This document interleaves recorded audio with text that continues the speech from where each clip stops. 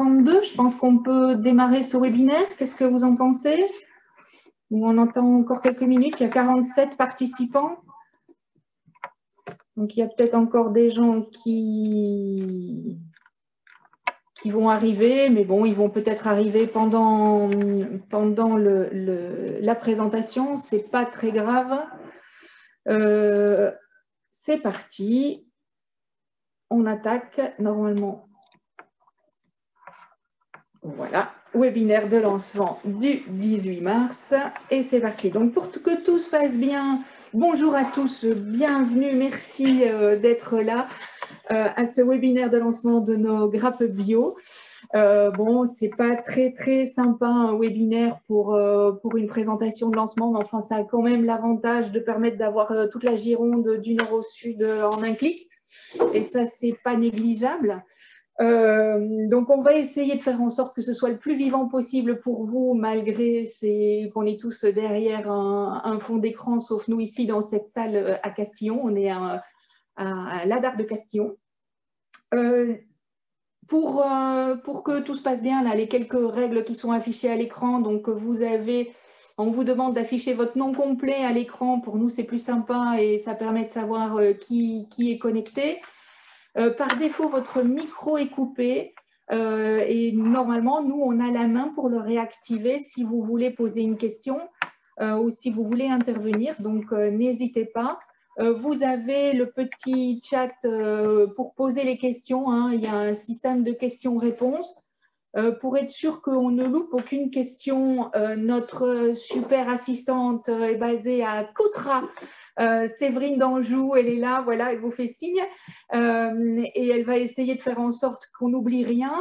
Gauthier est basé dans le Médoc, il est à Pauillac, qui va suivre ça de près aussi et nous rappeler à l'ordre si nous, ici à Castillon, on perd un peu le fil des questions parce que ce n'est pas du tout impossible. Voilà, et n'hésitez pas aussi, vous avez une petite main en bas de votre écran, normalement. Si vous souhaitez prendre la parole, vous cliquez sur la main et nous, à ce moment-là, on peut activer votre micro et même normalement votre caméra. Voilà. Depuis que je me suis mis à parler, on est 54, on était à 45 tout à l'heure, donc ça continue à augmenter, c'est très bien. Elsa va s'occuper aussi, et en collaboration avec Séverine, à nous faire la régulation du temps, parce que bon, on va essayer de finir tout ça à midi. Et on est tous des pipelettes ici autour de la table, donc il va falloir qu'on se cadre bien. Allez, c'est parti. Le programme de cette matinée, on va vous présenter l'équipe des grappes bio en quelques minutes et un bref historique du dispositif, comment on en est arrivé à créer ce dispositif des grappes bio. Ensuite, vous aurez les témoignages de Philippe Durand et de Alain Favretot, qui sont les deux viticulteurs qui sont à côté de moi et qui vont témoigner de leur conversion vieille et récente vers l'agriculture biologique, puisque alors Philippe, que vous voyez à l'écran, est en conversion depuis 2019 et bon, il se présentera en détail tout à l'heure. Et Alain est en conversion, enfin est en bio depuis 2010, hein, c'est ça. Voilà. Nous aurons ensuite une rapide intervention de François Michineau, conseiller d'entreprise, qui va nous refaire un petit topo sur les aides à l'agriculture biologique et notamment la PAC qui arrive. Et puis ensuite, on vous présentera le dispositif en détail, le planning des prochaines réunions et le bulletin d'adhésion, etc., l'administratif, mais c'est surtout la fin de la réunion est consacrée au dispositif et au planning, puisque, et c'est un scoop, on démarre la semaine prochaine sur le terrain. On démarre la semaine prochaine sur le terrain, mais on vous dira tout ça en détail dans quelques minutes maintenant. Voilà. Et depuis que je parle, on est 64, donc ça continue à augmenter, c'est génial, c'est super. Bienvenue à tous. Gauthier, je te laisse répondre aux questions. Je vois qu'il y a encore deux questions dans le petit chat questions-réponses. Je te laisse répondre au fur et à mesure. Et c'est parti. Et donc voilà l'équipe, une équipe de terrain, puisqu'on est tous les trois conseillers viticoles. Alors, je n'ai pas dit aussi que dans notre équipe support, et c'est important, nous avons Natacha Elia qui est à Blanquefort, qui est docteur S Nouvelles Technologies et qui nous aide à la fois là pour les supports informatiques, mais qui nous aide aussi tout au long de l'année pour coordonner cette nouvelle forme de conseil qu'est le conseil collectif. Voilà, comme ça, j'espère n'avoir oublié personne. Donc, une équipe de terrain, Gauthier, Elsa, Stéphanie, vous nous avez déjà vu en photo sur les différents supports de présentation qui circulent à propos des grappes bio. Et voici un peu plus de détails. Gauthier, je te laisse la parole. Tu réactives ton micro. Je pense que tu peux le faire tout seul. Voilà, c'est parti. Bonjour à tous. Donc, moi, je suis Gauthier Forestier. Je suis conseiller viticole sur l'antenne du Médoc depuis le 4 janvier. Donc, je remplace Caroline Cazenave pour ceux qui la connaissent. Donc, avant cela, j'étais technicien viticole dans les Côtes de Bourg au sein d'une cave coopérative. Et donc, tout ce qui m'a amené là, c'est un diplôme d'œnologue à l'Université de Bordeaux et puis un master en viticulture où j'ai pu traiter durant mon master. J'ai mis en place une sélection massale privée de Cabernet Sauvignon dans le but de créer un conservatoire de Cabernet Sauvignon. Voilà un petit peu pour mon profil et mon parcours. Je pense que je vais laisser la parole à Elsa. Alors bonjour à tous, donc moi je suis Elsa Tichoer, je suis conseillère viticole pour la Chambre d'agriculture à l'antenne de Saint-Émilion depuis avril dernier. Avant cela, j'étais responsable technique dans les îles anglo-normandes sur l'île de Sark. J'ai notamment aussi été technicienne vigne sur une cave COP dans l'Entre-deux-Mers et j'ai voyagé sur différents vignobles, que ce soit la Champagne, le Beaujolais, au Canada et en Australie. Je laisse à Stéphanie le soin de se présenter. Et voilà, donc moi je suis conseillère viticole à l'antenne de Coutras depuis 10 ans, à la Chambre d'agriculture depuis 10 ans et sur l'antenne de Coutras. J'ai travaillé avant cela pendant quelques années au château Rioux Blanc à Saint-Cyr-d'Abzac, propriété en une cinquantaine d'hectares en bio. J'étais à la fois au chai, au bureau et à la vigne. Je suis en fait arrivée en France en 93 et après avoir fait 3 ans d'agronomie à l'Université catholique de Louvain. Et puis en arrivant ici, j'ai suivi des chemins de traverse, pas toujours en lien avec l'agriculture et encore moins la viticulture. Et donc à un moment donné, à 36 ans, j'ai décidé de revenir à mon premier amour qui est le monde agricole. Et j'ai refait un BTS Vitiono à l'âge de 36 ans. Et voilà. Et depuis, j'ai pu quitter le monde agricole que j'aime tant. Voilà pour nous. Vous avez donc une meilleure vision comme ça de l'équipe. Et puis maintenant, une brève introduction du dispositif. Alors, on est 70, hein, donc ça continue à augmenter, 70 personnes connectées, donc c'est super. Je suis contente de voir que les gens continuent à se connecter. Donc, une brève introduction de l'historique de ce dispositif. On ne va pas vous abreuver de chiffres, hein, mais simplement, vous le savez, le rythme des conversions s'accélère en Gironde, mais pas que en Gironde, hein, partout en France et toutes filières confondues. Et bon, rien que pour la viticulture, on est passé de 775 exploitations en bio en 2019 à 1075 et encore, je ne suis pas sûre qu'on ait toutes les derniers chiffres de l'agence bio en 2020 et l'évolution sur 2021 semble être la même, voire encore plus forte. Et donc, c'était pour répondre à ce nombre croissant de conversions en agriculture biologique qu'on a pensé à faire ce dispositif de conseil collectif et d'accompagnement collectif. Tous les chiffres tous les chiffres bio de Nouvelle-Aquitaine et de Gironde, vous pourrez les retrouver sur les sites des chambres d'agriculture de la région Nouvelle-Aquitaine et sur le site de la DRAF. Bon, je vous ai mis les liens là, sur la présentation pourra vous être mise à disposition. Mais voilà, c'est pas, le but ici, ce n'est pas de vous abreuver de chiffres, mais quand même de montrer cette courbe qui est assez impressionnante. Et évidemment, les chambres sont complètement partie prenante de cette évolution, puisqu'elles ont clairement inscrit dans leur feuille de route pour la mandature 2019-2025 le soutien à l'agriculture biologique, avec 3 grands axes de travail qui sont mis en avant. Le premier, c'est de développer les conversions bio dans les filières où la demande est soutenue. Premier point, développer les conversions bio. Ensuite, il s'agit d'accompagner techniquement tous les producteurs qui s'engagent, parce que passer du conventionnel au bio, ça ne se fait pas forcément d'un claquement de doigts et ce n'est pas forcément un copier-coller de ce qu'on faisait avant. Et l'axe 3 qui est important, c'est de participer à la structuration des filières et pour qu'il y ait une juste répartition de la valeur ajoutée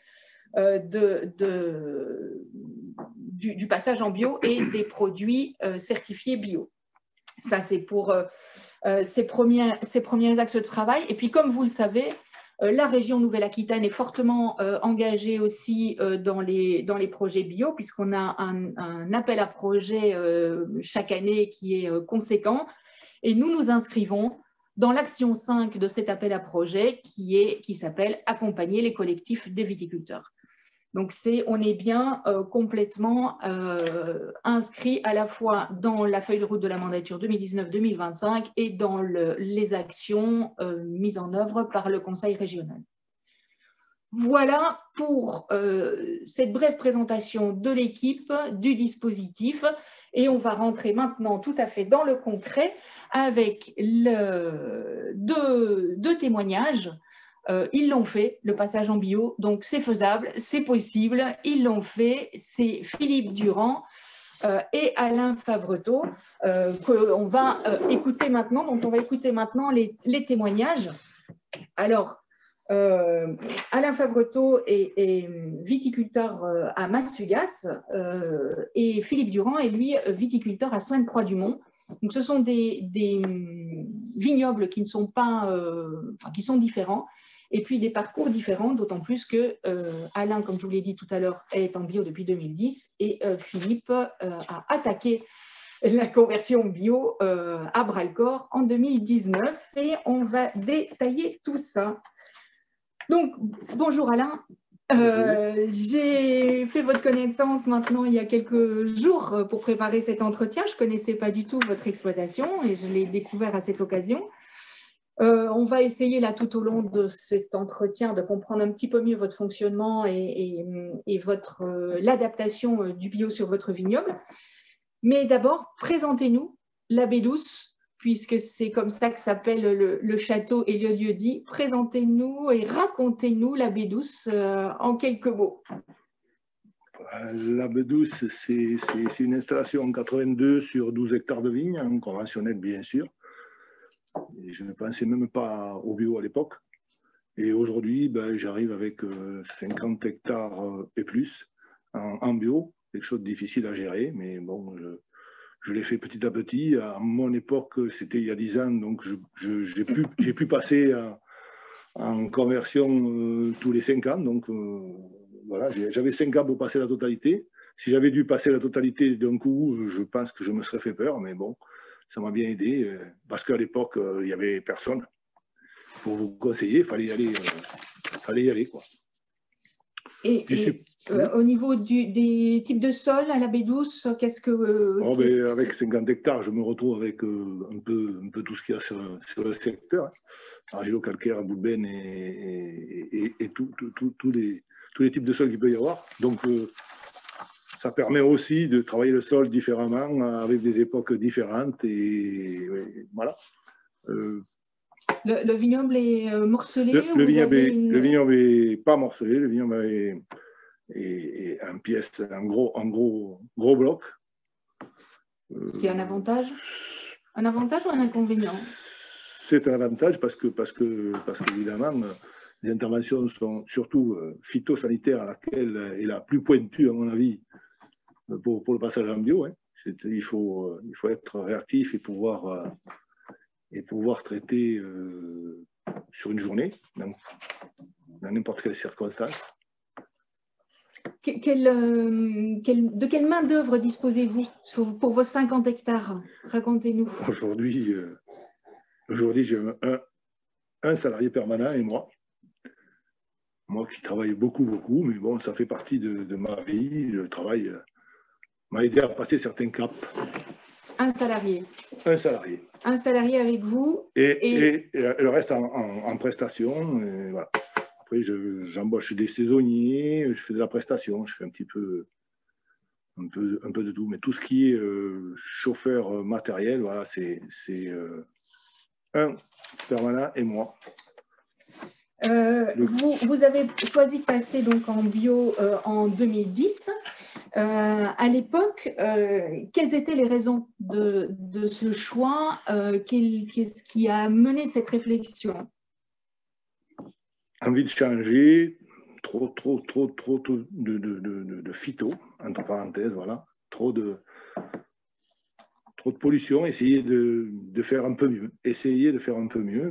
J'espère que j'y suis arrivé, je ne suis pas sûr, mais bon, je dis aujourd'hui que je pense que je pollue un peu moins qu'avant, voilà.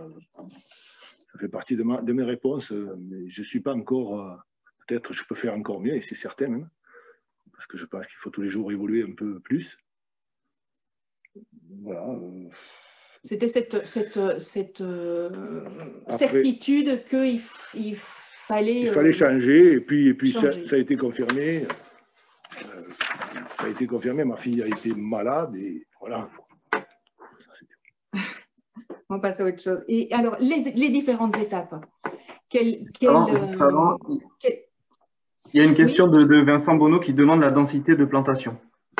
Alors, j'avais la facilité à l'époque, la densité de plantation bien large. Hein. Bien large, quand je dis bien large, c'est large, c'est-à-dire 3 mètres, voire 3,50 mètres.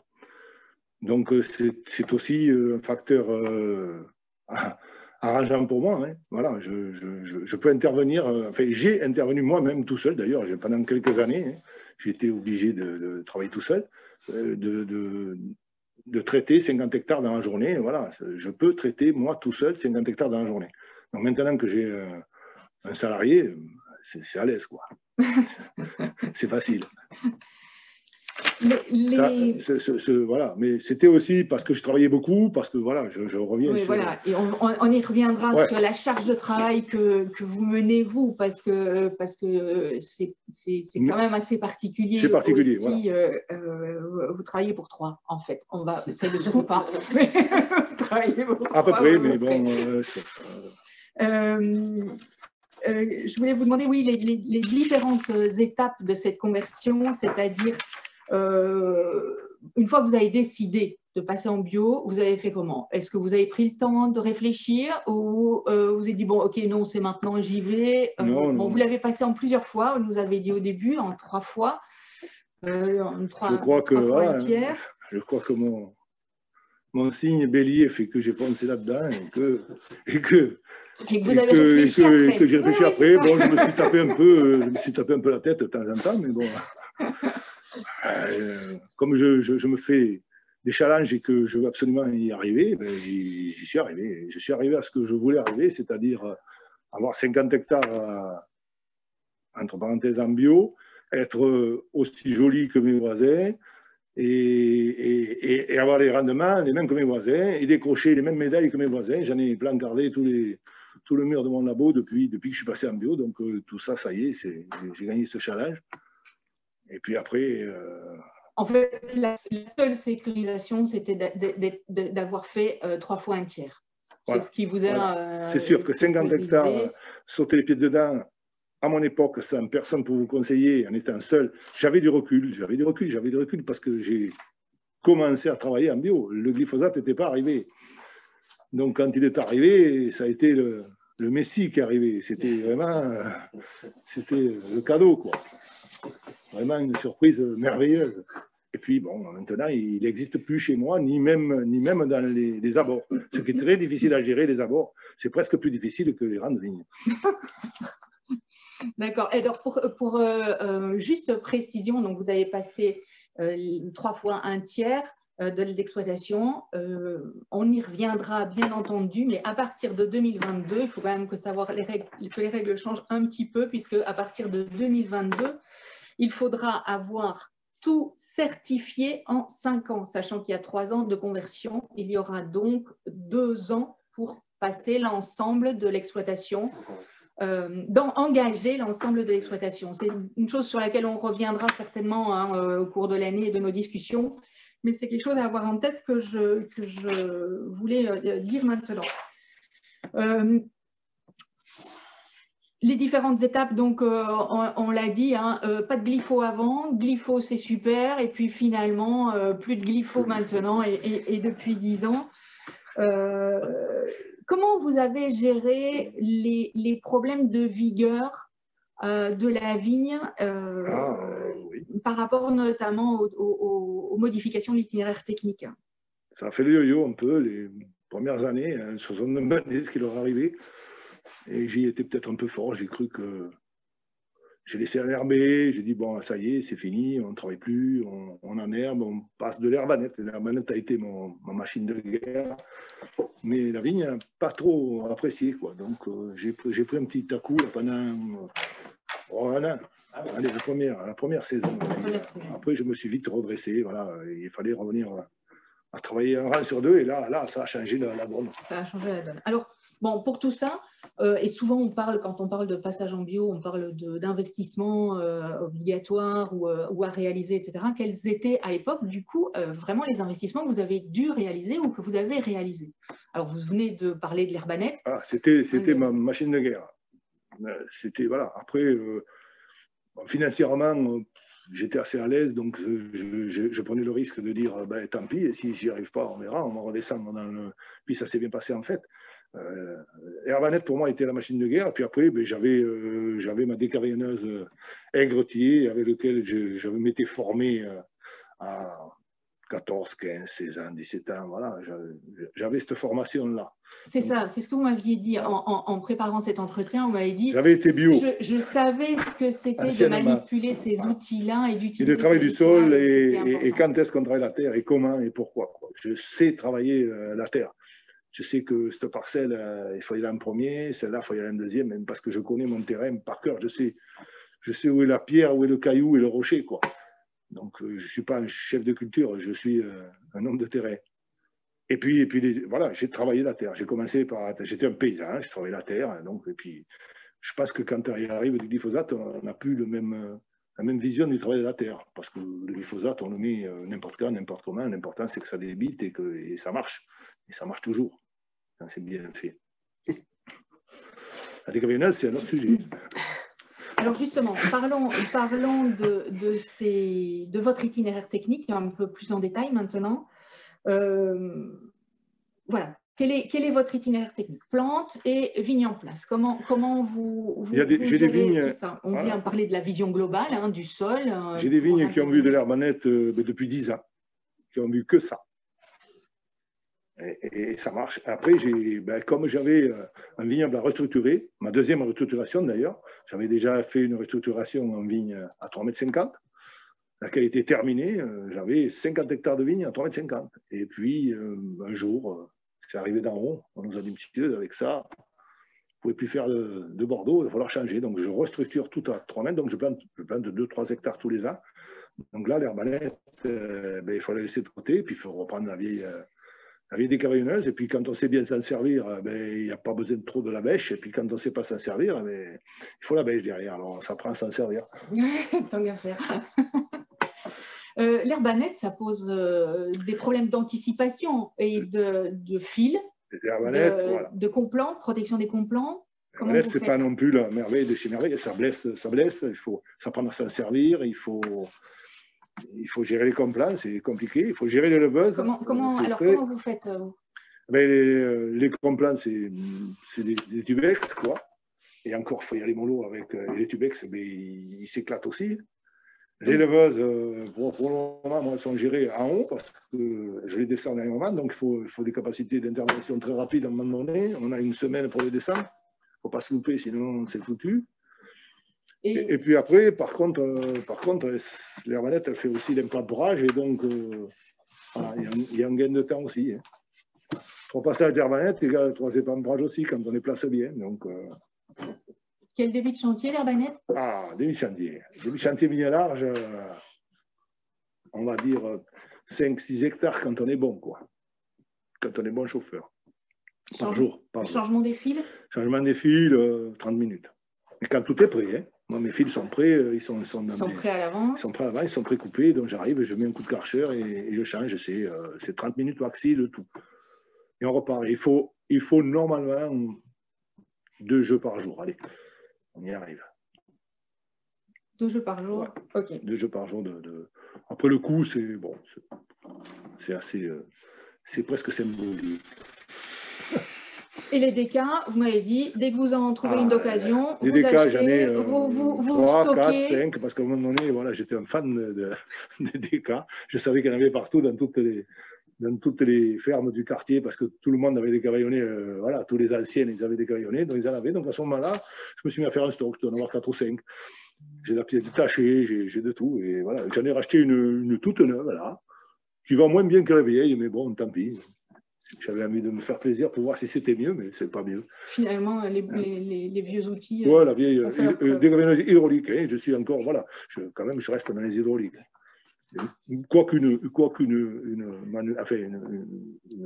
simple marche aussi, mais bon, je suis dans les hydrauliques.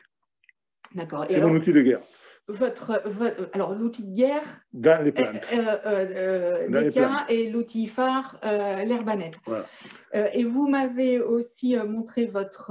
alors, je voulais mettre les photos, mais je n'ai pas réussi. Mais, enfin bref, votre herse avec seulement les deux rotors du bout. Voilà. Les 2 rotors du bout. Qui fait que dans le rang travaillé, enherbé, par exemple, dans le rang de passage, je travaille mes deux boudets que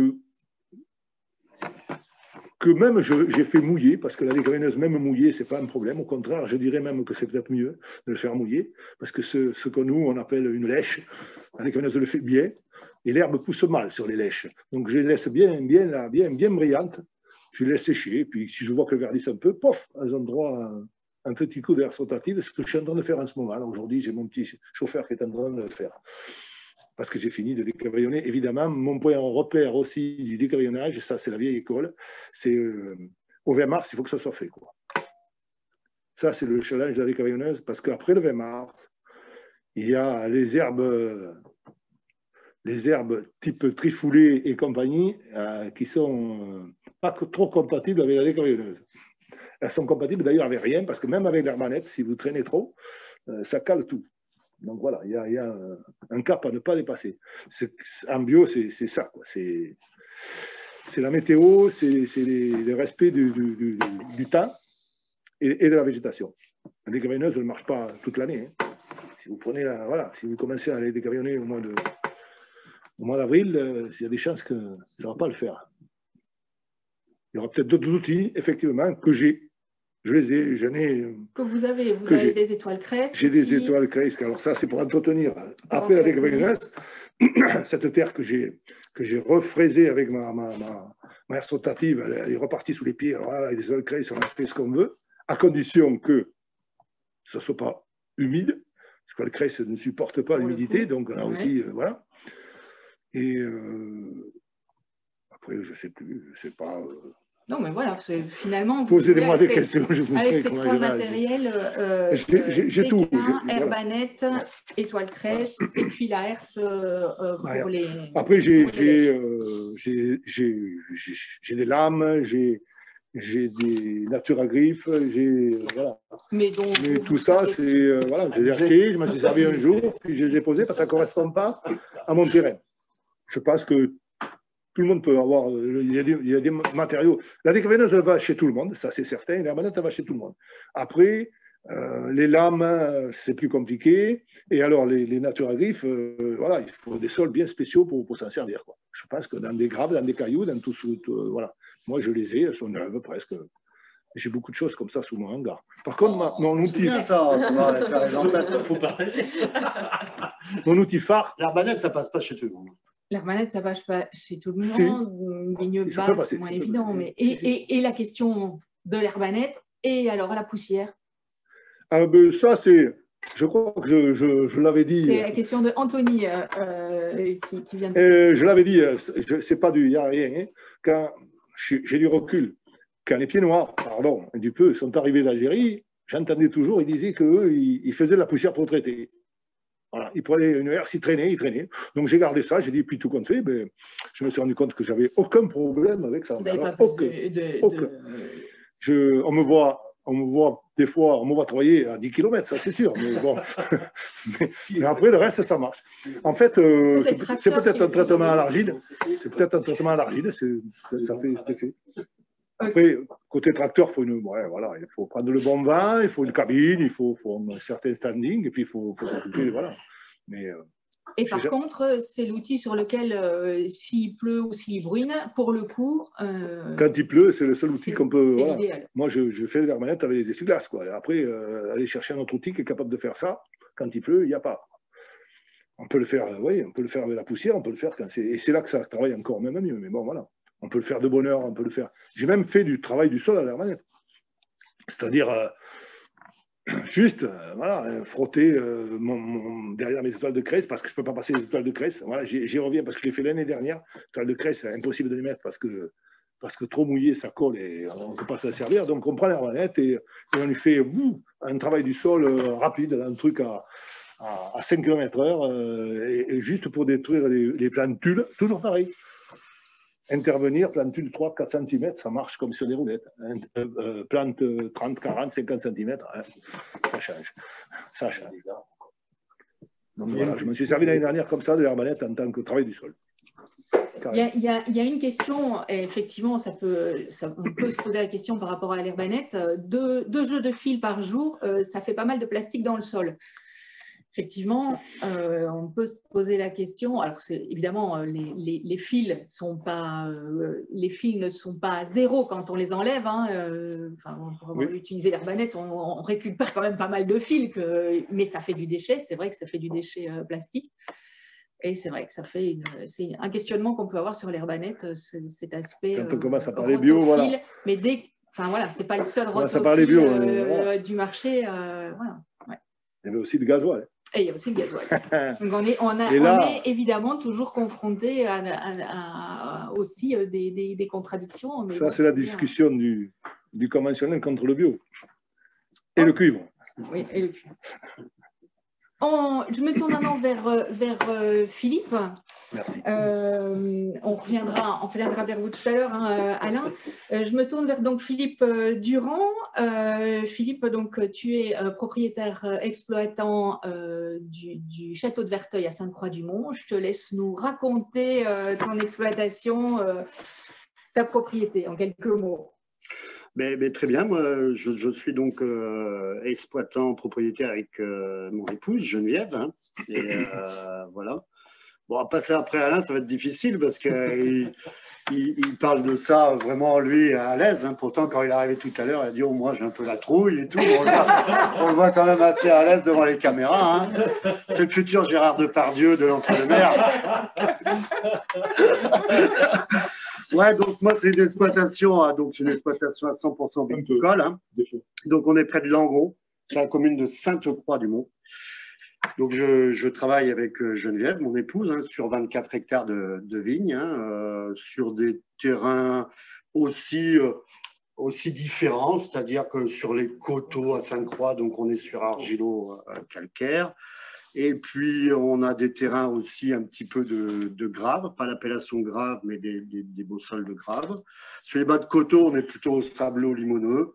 Vous voyez, bon, on a différents sols aussi sur l'exploitation. Nous, la vigne, elle est plantée, donc effectivement, c'était du 3/1 par là-bas aussi. Sauf certaines parcelles de Sainte-Croix-du-Mont, mais généralement sur les rouges, les blancs secs, 3/1. Et aujourd'hui, quand on replante, on fait du 2,20 m sur 90. C'est un petit peu notre densité de plantation. Puis après, c'est classique, hein, on monte le pied à 60. C'est pour ça que je reviendrai un petit peu sur l'herbanette de tout à l'heure. C'est pour ça que c'est intéressant de confronter tout ça. Moi, j'avais essayé l'herbanette et j'étais confronté en fait au fil, même en les coupant un petit peu en contre-pente, j'allais toucher les raisins un peu de l'autre côté, quoi. Ça abîmait, quoi. C'était, voilà. Donc, voilà, chaque matériel. Elle existe. Oui, elle existe un peu basse, mais si tu veux aller par là, ça va bien quand tu es sur un terrain bien plat. Quand tu te retrouves un peu en contre-pente, elle a tendance à monter de l'autre côté, mais c'est certainement aussi des adaptations de vérin, des trucs. Moi, j'avais essayé ça sur une demi-journée, et comme ça abîmait trop, c'est pas là-dessus que j'étais parti. Oui, on peut passer 2 secondes sur l'herbanette parce que c'est quand même… L'herbanette, l'exportateur herbanette sur Romonier, je l'ai fait venir dans mon quartier et j'ai apporté beaucoup de modifications à l'herbanette qui lui, a renvoyé aux Italiens et a modifié. Donc, il y a eu des modifs, il y en a un petit peu tous les ans, il y a plein de choses à modifier sur l'herbanette d'origine. L'herbanette d'origine, elle était la première que j'ai eue il y a 10 ans. C'était complexe et moi qui suis bricoleur, soudeur, coupeur, voilà, j'ai tout modifié. Et en fait, maintenant, les Italiens, à mesure qu'on leur dit ça ne va pas, ils ont des capacités de réaction très rapides. C'était pour l'herbanette qui peut s'adapter maintenant à des vignes assez basses. Parce qu'il y a d'autres modèles avec des carters plus petits. Je ne fais pas de publicité pour eux. Je ne suis pas d'actionnaire chez Herbanette. Philippe, donc toi, ta conversion, on l'a dit, elle est beaucoup plus récente. Oui, elle est beaucoup plus récente. 2019. Et du coup, quel a été ton cheminement et ton raisonnement et pourquoi avoir choisi de passer en bio? Nous, depuis le début, l'exploitation, on l'a reprise avec Geneviève en 92-93. Depuis le début, on ne mettait plus de prélevés, on faisait attention au traitement. Après, il y a les CMR qui sont arrivés, mais on ne les utilisait plus. Donc ça, c'était dès le départ, on était comme ça, c'était dans nos trucs. Et puis après, on a pris en route TerraVitis. Donc TerraVitis, honnêtement, voilà, c'est pas bio, mais je trouve ça très intéressant parce que ça peut pallier à un début comme ça, de partir avec TerraVitis. Et donc, on est parti sur TerraVitis. Comme nous, on fait de la vente directe, ce que j'expliquais à Alain tout à l'heure, on fait de la vente directe. Donc, aujourd'hui, on voit qu'il y a certains marchés, ou si on veut capter d'autres marchés. Bon, voilà. Et nous, le bio, en fait, on est arrivé après TerraVitis. C'est un peu une suite logique, je dirais. Un peu une suite logique, notre passage en bio. Avec beaucoup de réflexion. Moi, j'ai dû mettre, honnêtement, 3-4 ans, vraiment de me décider. Mon épouse était plus partante. Moi, j'avais la trouille. J'avais la trouille, en fait. Alors, on travaillait, comme on ne mettait plus avec TerraVitis, on ne mettait plus de glyphosate ni rien. Donc, le cavaillon, je commençais à avoir un petit peu d'expérience, si on peut appeler ça comme ça. Mais c'était le traitement. Parce que moi, j'étais assez trouillard. Je suis un paysan viticulteur aussi, comme Alain. Ne pas produire, ça fait peur. C'est-à-dire, non, mais c'est vrai, c'est-à-dire que vous n'êtes pas fier quand le paysan viticulteur, il est un peu fier de ce qu'il fait et que s'il se ramasse, putain, c'est dur quand même. Alors de prendre 10-15%, peut-être, mais si je me prenais un jour une grosse banane, honnêtement, alors j'avais mis du temps. J'avais mis du temps. Je pense que les réunions un peu avec TerraVitis, discuter, j'ai eu un voisin qui le faisait depuis des années, il m'a sécurisé. Ben voilà, on est parti dedans. Et, pas beaucoup d'expérience, 2 ans. Donc. Mais on a quand même pris l'année dernière le baptême du feu. Et du coup, justement, et ça va répondre à la question de Anthony là, sur le fil de discussion. Comment tu es passé de vignes non travaillées, notamment sous le cavaillon, à des vignes travaillées sous le cavaillon? Comment tu as fait cette transition pour la vigne?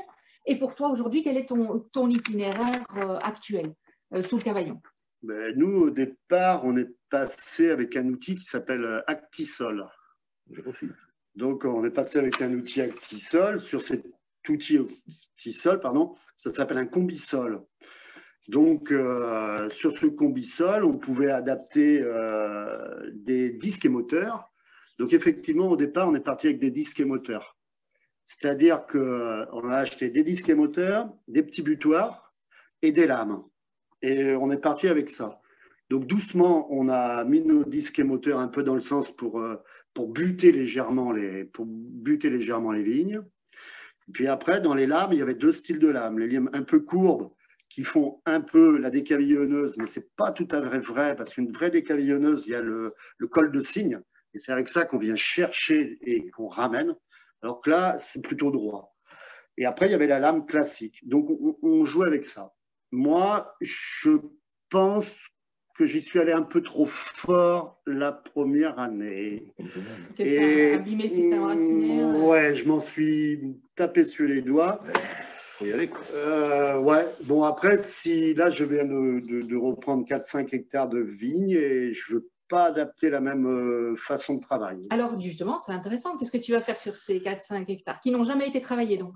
Qui n'ont jamais été travaillés, mais qui sont dans des terres assez faciles. Donc ça va aller. Mais là, ce que je vais faire, c'est, depuis l'année dernière, on a acheté un appareil qui s'appelle Humus. Et l'humus, en fait, moi, je voulais un petit peu les fils comme l'herbanette, mais comme j'avais eu cette mauvaise expérience de l'herbanette, peut-être qu'aujourd'hui, le matériel s'est amélioré. Je suis parti sur Humus parce que ce sont des satellites. C'est des petites tondeuses avec des satellites et un ressort très, très souple. Et ça, l'appareil, il est sur vérin. Et vous arrivez dans les vignettes de 2,20 m, vous le serrez, 2,50 m, 3 mètres. Et avec ça, vous pouvez… On a un problème de chargeur, pardon. Et avec ça, vous pouvez, en cas de, mettons, une saison là, qui pleut pas mal, il faut y aller vite. Bon, ben, on passe un petit coup d'humus et puis, je ne dis pas que c'est pécable, hein, mais ça coupe l'herbe, ça coupe pas mal. Donc, par contre, c'est moins rapide que l'herbanette. Donc, moi, ce que je souhaite, c'est passer plutôt cet outil dans ces nouvelles vignes là qu'on vient de reprendre, oui, pour pas casser trop le système racinaire. Passer ça.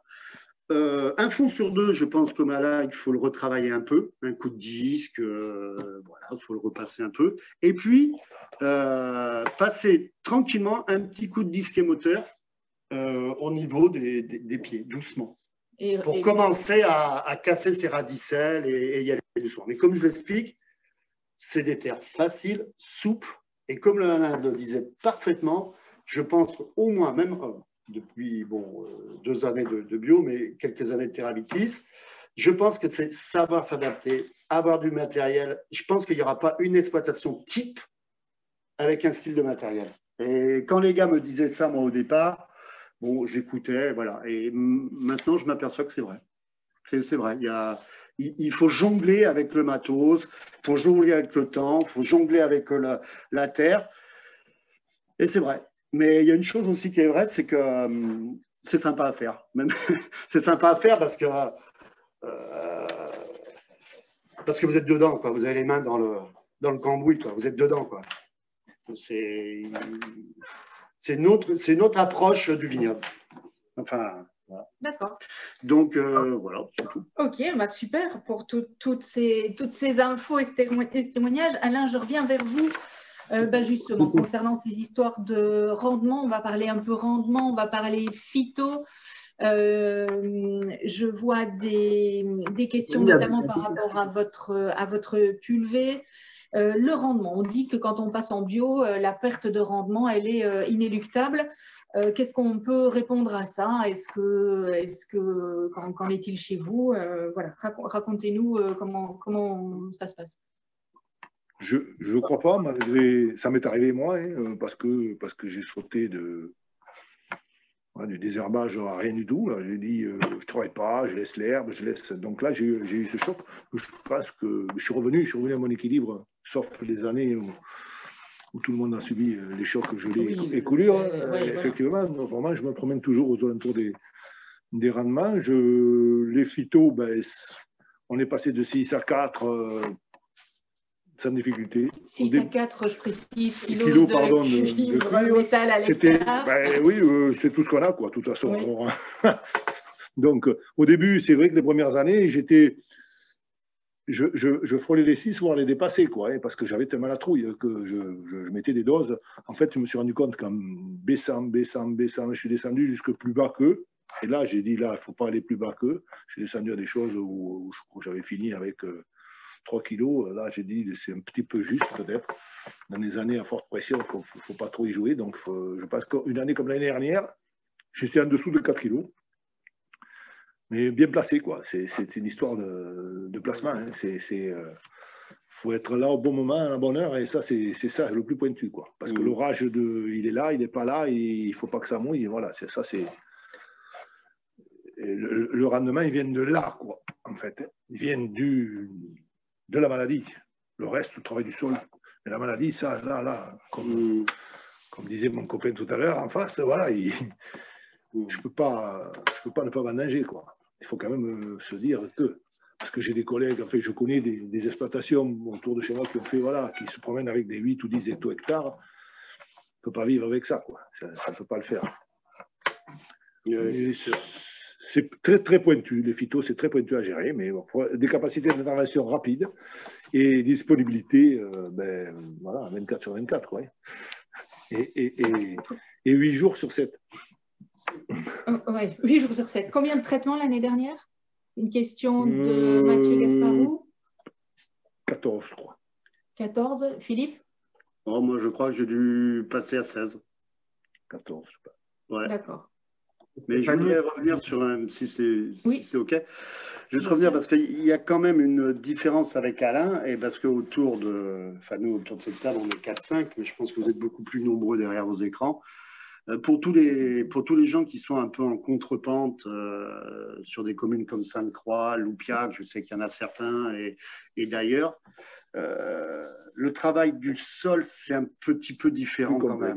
Parce que moi, au départ, comme je vous disais, je suis parti avec mon Actisol, buté légèrement, débuté. Et en fait, comme nous étions entre 2 mètres, les vignes, et 2 mètres 20, je me retrouvais avec l'atomiseur des fois quand il pleuvait, et je faisais tous les fonds. Et je me suis retrouvé des fois sur mon cavaillon.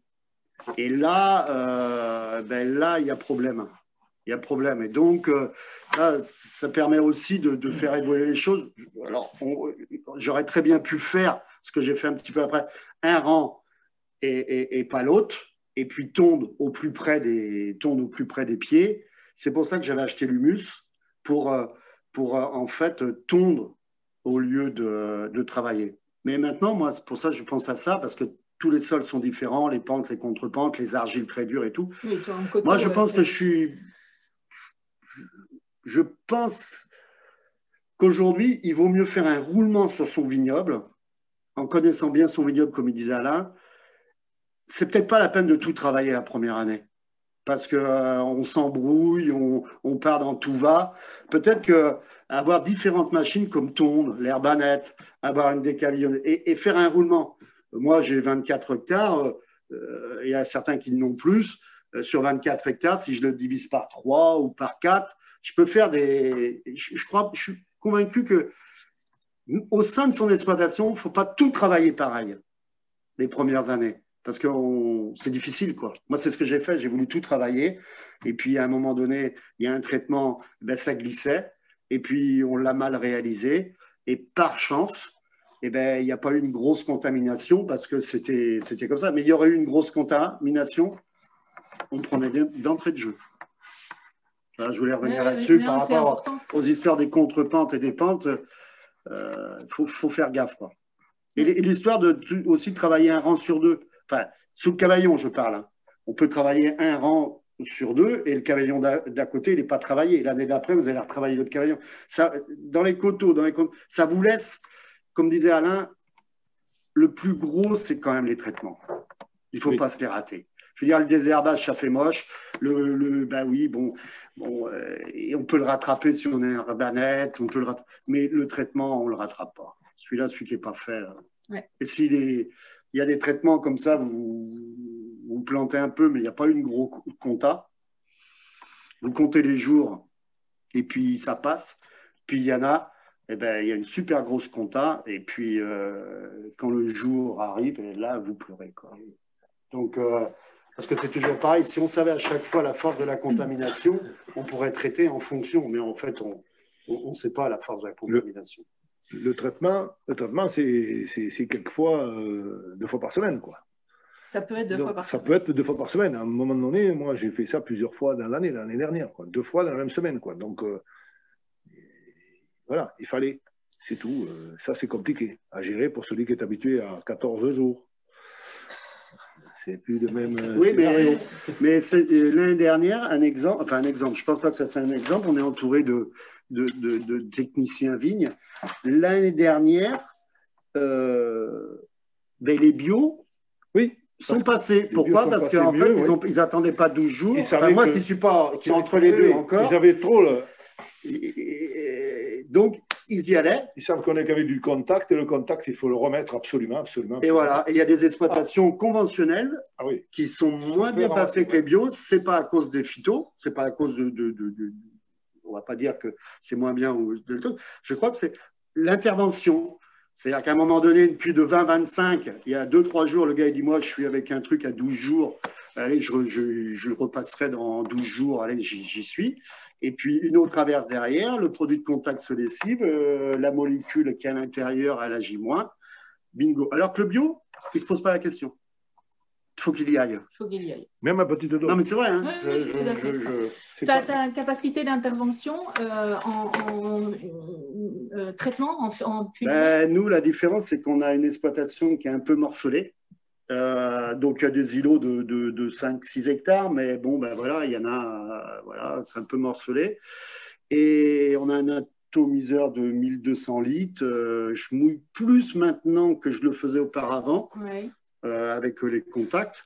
Donc, en fin de saison, je suis peut-être à 158 hectares. Et voilà. Et donc, nous, on a 2 atomiseurs au cas, il y en a un petit 1000 litres qui part, on va dire, à une grosse journée en commençant à 5h30. Le problème maintenant, c'est les voisins. 5h30, vous pouvez dire que vous êtes bio, ça ne marche pas. Alors là, le problème aussi, comme tout le monde, le problème des voisins, le problème du vent, pâté couffin, de l'arroser des fois parce qu'on a peur d'y partir, parce que c'est trop machin et tout. Il y a des fois, il faut faire… difficile quand même à couvrir tout dans la journée. Difficile. Moi, je dirais 1 jour et demi, et voilà. Et Alain? Alain, il va dire quelque chose là qui pratique depuis quelques années. Ça va vous faire peur, mais moi, je traite à 9 km/h. Donc, voilà les débits de chantier. Et ça marche. Hein. Donc, après, il y en a quelques-uns qui me regardent et me disent… Avec quel atomiseur? J'ai un confiné. Ouais, bah déjà, j'ai un confiné qu'on mène maintenant, que j'amène à 9 km/h, et j'ai un aéro de triturbine qu'on mène à 9 km/h. Donc, débit de chantier énorme, quoi. Voilà comment on mange 50 hectares dans une journée, quoi. Alors après, nos techniciens peut-être disent non, mais 5,5. Bon, il faut des tracteurs adaptés, hein, parce qu'au bout, pour tourner à 9, c'est compliqué.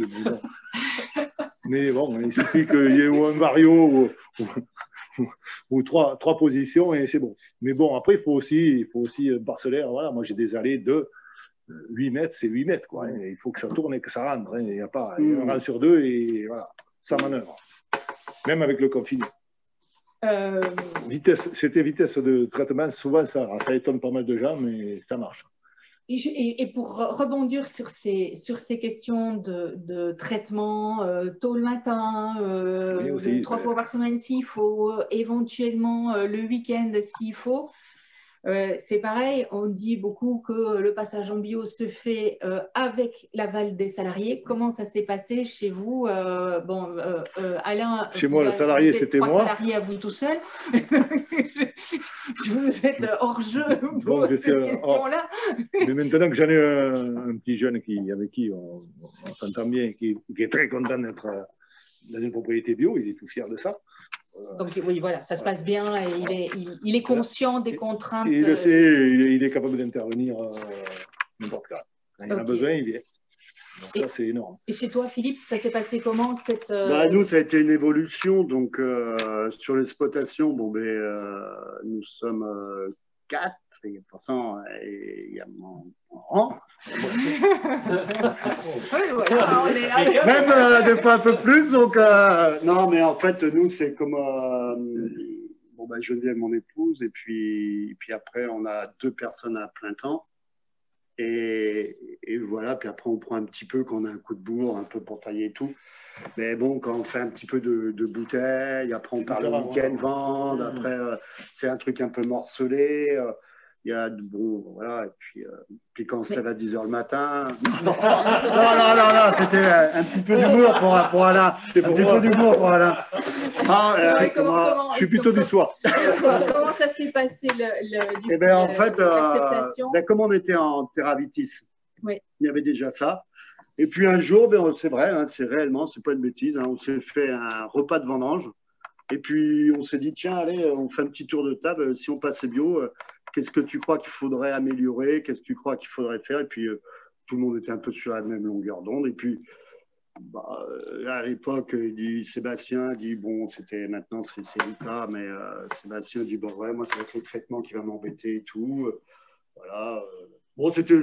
Voilà, et puis après, on est parti là-dessus, mais c'était vraiment une décision un peu collégiale. Collective. Ouais, mais c'est bien. Donc, effectivement, c'est bien aussi d'avoir les salariés Par contre, avec soi.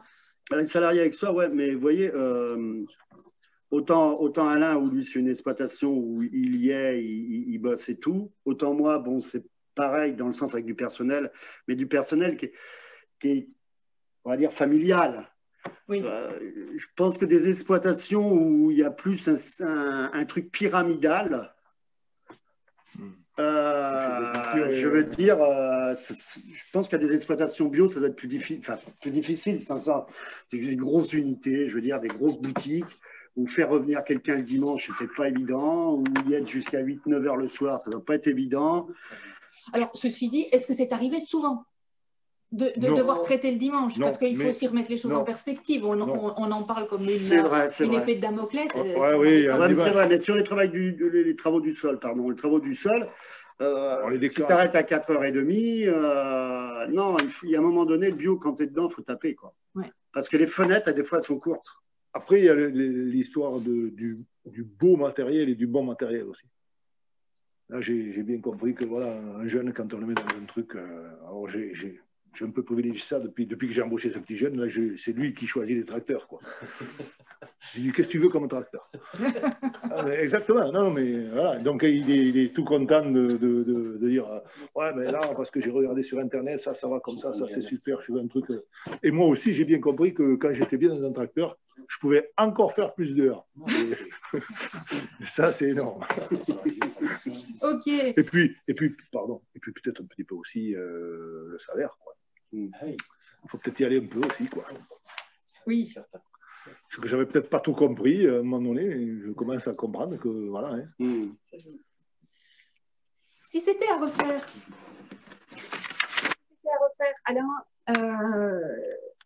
est-ce que vous repartez de la même manière? Est-ce qu'il y a des erreurs que vous avez repérées, que vous ne feriez plus?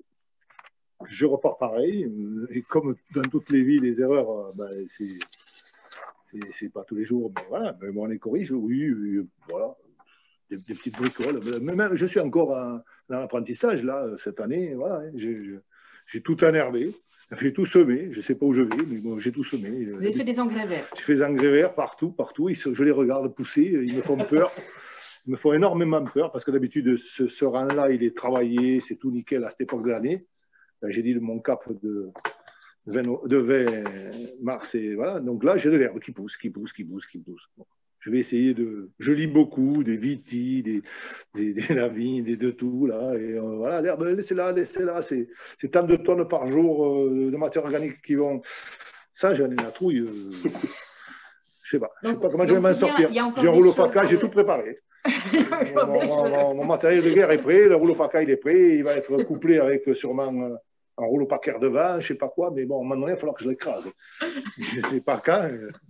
Ça ne va pas tarder parce que j'ai toujours travaillé dans les terrains de golf et là, j'y suis plus.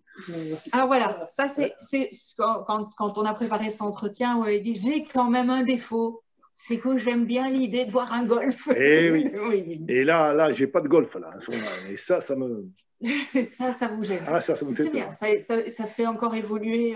Et j'ai la vision de laquelle j'avais toujours, ça a été mon orgueil, voilà, de regarder derrière et de dire, oh, putain, ça c'est propre. Maintenant, à ce moment, je ne peux pas le faire. Et ça me... Et la vision des voisins qui commence sûrement à dire, ouf, ça commence à se salir chez Favreauto. Voyons voir comment il va s'en sortir. Le cobaye devant. Allez, fonce. Et bon, toujours le bélier, et à la va. On y va. Ben oui, voilà, c'est le bélier. Il y a juste une question qui revient mais pour moi, on y a répondu sur l'herbanette qui soulève de la poussière et donc éventuellement qui pourrait être source de contamination, mildiou. Alain, vous avez dit que selon vous et votre expérience, il n'y a jamais eu plus de contamination après le passage à une herbanette. Ouais, ça fait 10 ans qu'elle tourne. Ouais.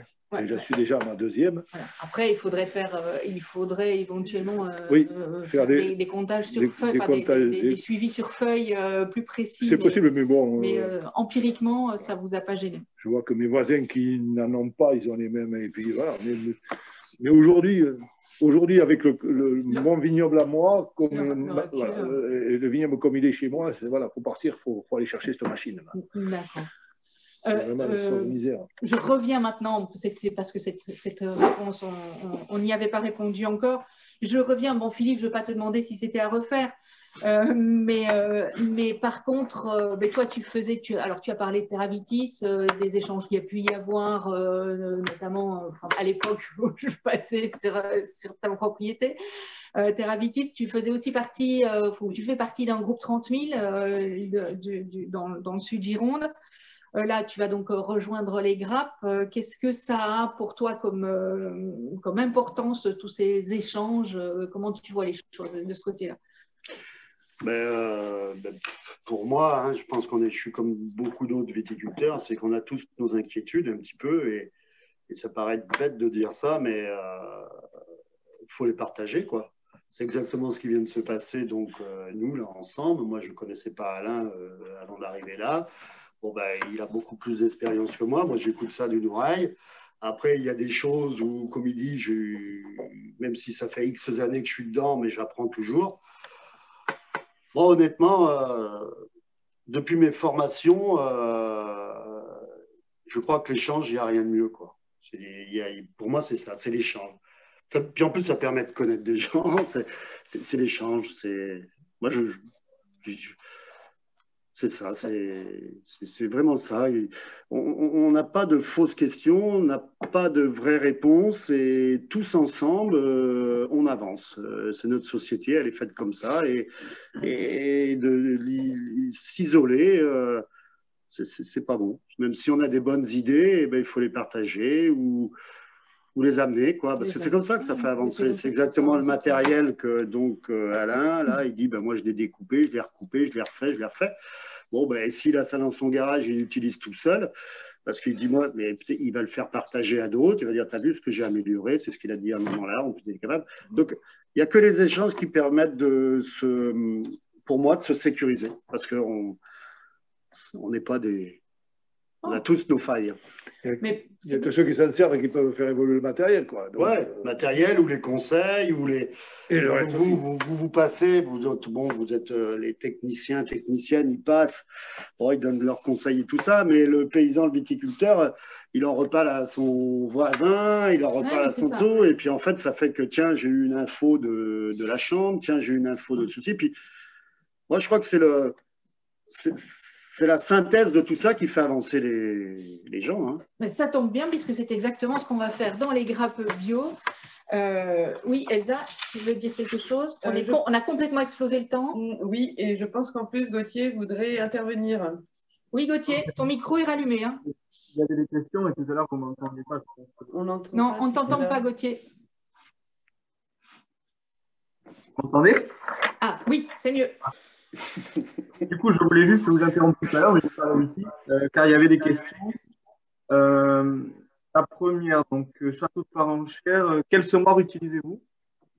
C'est des questions qui peuvent être répondues. Oula, quel semoir? Oui, quel semoir pour les engrais verts? Parenchère, mon copain de Parenchère, je pense. Engrais vert, un semoir à céréales pour mes vignes à 3 mètres, donc un semoir à céréales combiné avec un rotavator. Et mon semoir a été réussi. Non, mon semis a été réussi, il est magnifique. Par contre, attention, toujours pareil. Période, pendant les vendanges. Oui. Allez, Donc, vous vendangez et vous semez en même temps. Voilà, le dimanche. Le dimanche.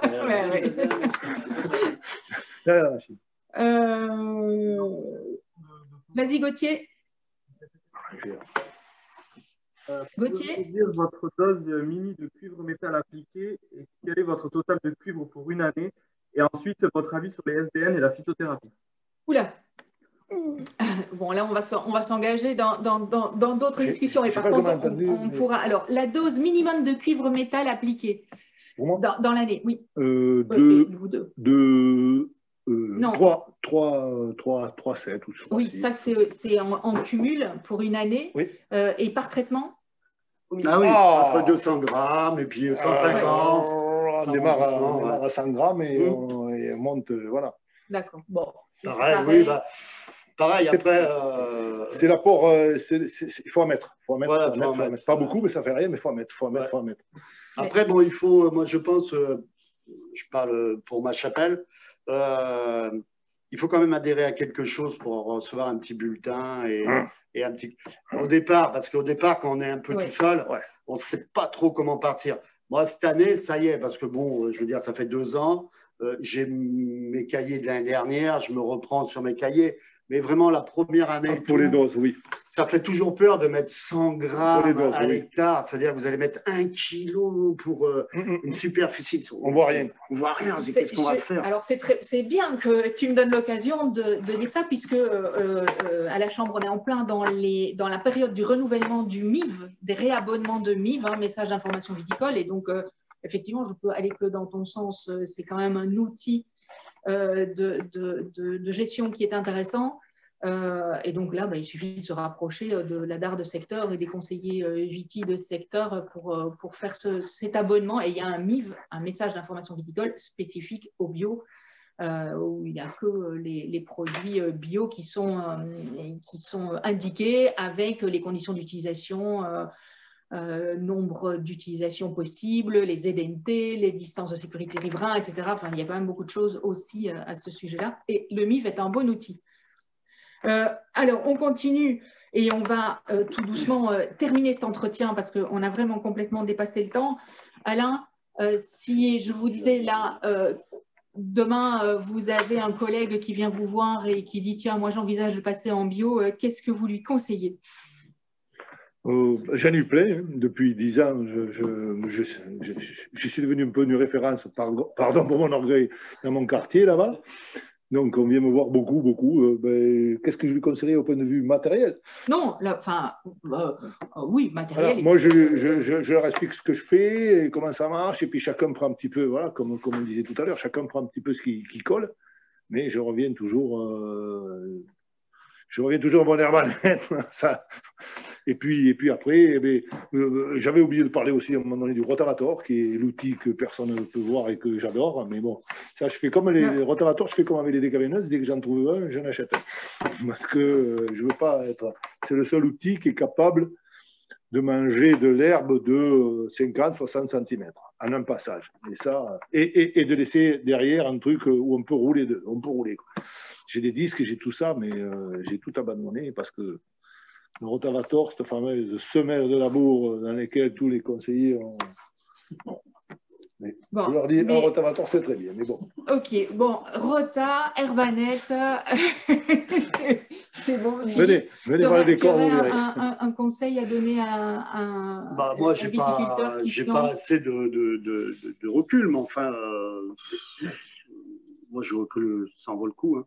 Ça vaut le coup. Ouais, non, mais ça vaut le coup. Oui. Ça vaut le coup.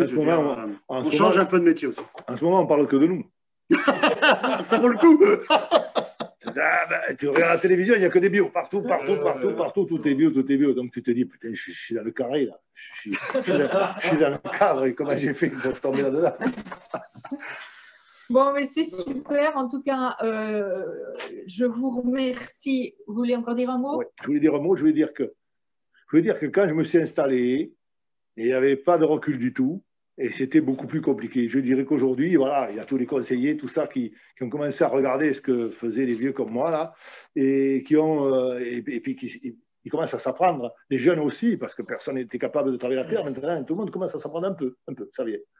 Donc, les conseils d'aujourd'hui, moi, je n'en avais pas. J'avais que les miens. Comme on recule maintenant, je pense qu'on peut, on peut venir me demander à moi et à d'autres, tiens. Et ça c'était compliqué, il y a 10 ans. Oui, il y a 10 ans, effectivement, il y avait moins de... Il n'y avait pas la grappe. D'aide sur le terrain. Et justement, par rapport à cette intervention et à ce conseil, ce que je voulais dire aussi, c'est que, et c'est important, parce qu'on l'a vu dans l'inscription au Grappe Bio, vous êtes nombreux à vouloir vous engager en bio sur l'année 2021 et à n'avoir pas encore fait de diagnostic pré-conversion. Une fois de plus, c'est un outil qui est important. La Chambre d'agriculture et les conseillers, donc Elsa Gauthier, Étienne Lavaux, Gwenaëlle Lévesque, font ces diagnostics pré-conversion. C'est totalement pris en charge par le conseil régional et par la Chambre, et ça vaut vraiment la peine de faire ça pour évaluer le matériel, la main-d'œuvre qu'il y a sur l'exploitation, l'augmentation éventuelle des coûts de production qu'il va y avoir. Alors, dans les questions, j'ai vu on a vu passer des questions sur la consommation de carburant, combien de pourcentage de carburant en plus. Je ne sais pas, est-ce que vous êtes capable, vous, en 2 mots, là, maintenant, mais très, très, très rapidement, parce que là, on a vraiment plus de temps, de dire si vous avez… 3 fois plus. 3 fois plus. Ah oui. Ouais, 3 fois plus. Bon, mais voilà, 3 fois plus de carburant. Donc, c'est aussi des questions qu'on doit se poser, comment on peut limiter tout ça. Dans les questions aussi, quel organisme certificateur, l'un et l'autre? Ping-pong, très vite. EcoCert, mais c'est pas le meilleur. EcoCert, peut mieux faire. Peut mieux faire. Qu'est-ce qu'on a d'autre? Il y avait une question sur les SDN et la phytothérapie. On ne va pas y répondre maintenant parce que ça, ce n'est pas du tout le sujet là du jour et ça pourrait faire un webinaire de 2 heures rien que là-dessus. Donc, on ne va pas y arriver, mais promis, on abordera ces questions-là dans les grappes, dans les réunions bout de parcelle. Pour la herse utilisée après des cas, elle est large comment par rapport au rang? 2,50 m pour du 3 mètres. Voilà, la réponse, elle est claire. 2,50 m pour du 3 mètres. On ne peut pas faire moins. Voilà. Plus de questions, on a répondu à tout. Gauthier, Séverine, est-ce qu'on a répondu à toutes les questions? On n'a oublié personne. Il y avait une question aussi de Marie-Laure Lurton, je l'ai vu passer. Oui. Témoignage sur des vignobles à forte densité. Marie-Laure, pas aujourd'hui, mais évidemment dans les grappes Médoc, il y a 2 grappes sur le Médoc, donc forcément à ce moment-là, les vignobles seront plus homogènes. Elsa, ok, c'est ok. Il y avait juste une question aussi très rapidement. Les viticulteurs traitent-ils les 2 côtés du rang? Les 2 côtés du rang, face par face? En confiné, il n'y a pas le choix. Confiné même à l'autre. Et même l'autre. Moi, en 2 mètres, 2,20 m, on a des atomiseurs, un atomiseur ou 2 atomiseurs qui tombent, donc c'est bon. 3 mètres, au début des traitements, un rang sur 2, parce que ça pousse peu. Et puis après, quand on arrive en végétation beaucoup plus haute, avec des risques, on essaie de passer tous les fonds. Tous les fonds, hein. Ouais. Ça existe, voilà, qui poussent là. Et tiens, un autre truc aussi rapide, vite fait, je sais qu'on n'a pas le temps. Pour ceux qui ont des aéros, l'année dernière, il y a eu un essai qui a été fait un petit peu, là, de pulvérisation et tout. Et il y a Ventilo 1 et Ventilo 2. Oui. Et moi, je mettais tout le temps en Ventilo 2 en pleine saison pour les carburer. Et bien, figurez-vous que ce n'est pas le mieux. Oui. Un truc que j'aurais jamais pensé, parce qu'en fait, ça souffle la feuille, ça l'enlève et ça colle, en fait, oui, alors qu'il faudrait un brouillard beaucoup plus doux. Et moi, je m'étais toujours menti. On arrête. On en reparlera de tous ces sujets-là pendant nos réunions bout de parcelle. On va vous voir tout ça. Il y a encore une petite question sur les Tubex. Est-ce qu'ils résistent vraiment à l'herbanette? Ce n'était pas clair, votre réponse. C'est les plus costauds du marché. C'est les plus costauds du marché. Stop. Allez, je récupère la parole. Stop, je récupère la parole. On ne perd pas vos questions. On essayera de continuer à y répondre. Je vous remercie beaucoup de vous être prêté à ce jeu de l'interview. Finalement, ça s'est bien passé. Hein, ah oui. Vous n'étiez pas trop stressés. On peut continuer. Finalement, vous avez discuté tous les deux. Et voilà. Et on a complètement explosé le temps. Bon. Je passe la parole maintenant à François et c'est Elsa qui présente. Oui, donc merci messieurs. Donc maintenant, on va attaquer, si on peut remettre le PowerPoint. Oui, je remets le PowerPoint. Du coup, on va attaquer la séquence 2 qui sont sur les aides à la conversion bio. Donc du coup, pour ça, c'est François Méchineau, conseiller d'entreprise, qui va vous parler des différentes aides en lien avec l'agriculture biologique. Je te laisse la parole. Merci, bonjour à tous. Alors, vu qu'on a un petit peu de retard, je vais essayer de faire ça rapidement. Par contre, j'aimerais bien avoir la présentation parce que je ne l'ai pas sur les yeux. J'y suis. Ça y est. Normalement. Donc, de toute façon, l'option que j'ai prise, c'est de vous faire une petite présentation très rapide, très succincte des aides et des aides vraiment spécifiques bio. Parce qu'au niveau agricole, il y a tout un panel d'aides possibles. Et donc, là, ce que je veux vous présenter rapidement, c'est les aides bio et principalement les aides à la conversion. Donc, à ce jour, il existe 2 dispositifs.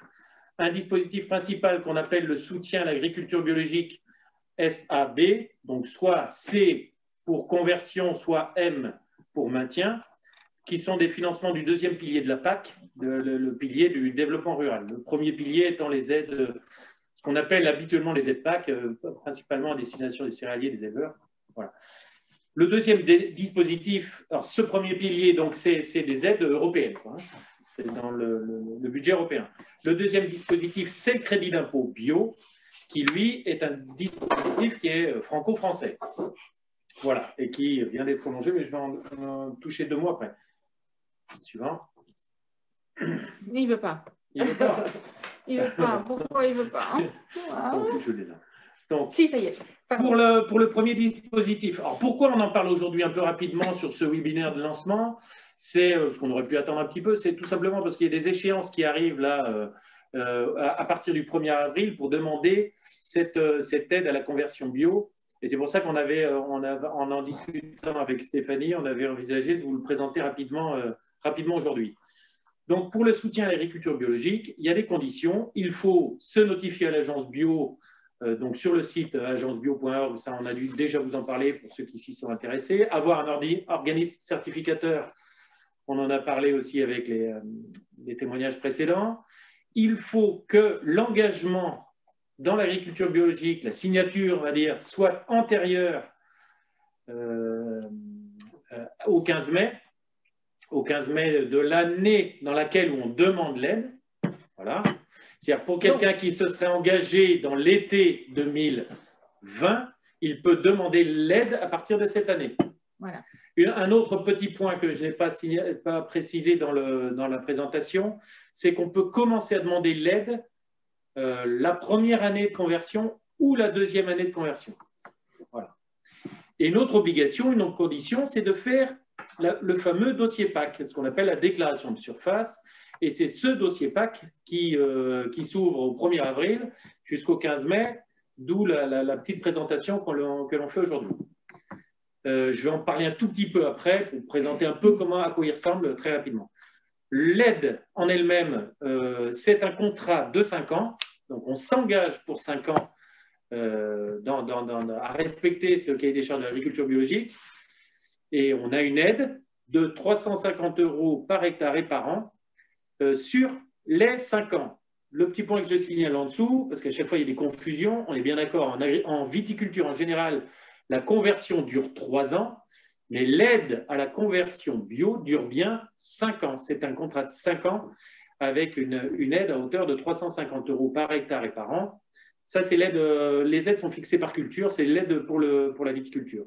Il y a des aides pour les céréales, pour les prairies, pour les maraîchages qui sont différentes. Dernier point quant à cette aide, l'aide, elle est plafonnée annuellement à un montant de 18 000 €, voire 21 000 pour les GIA. Voilà.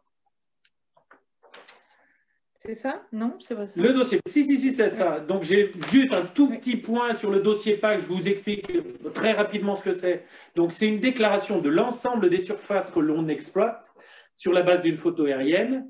Il est à déposer entre le 1er avril et cette année, le 17 mai. Il y a la possibilité de faire des dépôts tardifs. Mais bon, tant qu'à faire, autant le faire dans la période, et sachant que les dépôts tardifs pour le bio, ça pose problème. Et pour pouvoir faire cette déclaration, il faut avoir ce qu'on appelle un numéro package qui est à demander à la DDTM. Vous allez voir dans la diapo suivante un exemple de dossier PAC, grossièrement à quoi ça ressemble. Donc, vous pouvez le voir ici. Ce qu'on a en fait, c'est vous voyez la photo aérienne. J'ai choisi une exploitation sur laquelle il y avait des vignes pour qu'on puisse bien se rendre compte.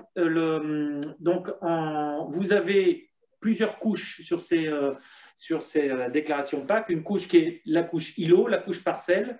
La couche îlot, en gros, c'est toutes les surfaces que vous exploitez qui sont contiguës, qui ne sont pas séparées par des ruisseaux, par des routes. Voilà. Et ensuite, la couche parcelle, c'est la couche par-dessus sur laquelle on indique la nature de culture. Quand c'est que de la vigne, la question ne se pose pas. Sur l'exemple que je vous ai mis, c'est un viticulteur, mais qui a aussi des céréales. Si vous pouvez voir, là, sur l'îlot numéro 1, qui est à peu près au milieu, vous avez du TRN. Notez TRN, c'est du tournesol. C'est de la vigne. Il y a une question là par rapport à l'aide. L'aide dure 5 ans. 5 ans pour les parcelles qu'on engage, quel que soit le temps global de conversion. C'est-à-dire que si on a des parcelles qui étaient… Alors, il faut que ça soit de la conversion. Si on a des parcelles qui étaient déjà en bio, par contre, on ne peut pas, si on reprend en fermage des parcelles qui étaient déjà en bio, on ne peut pas toucher les aides à la conversion.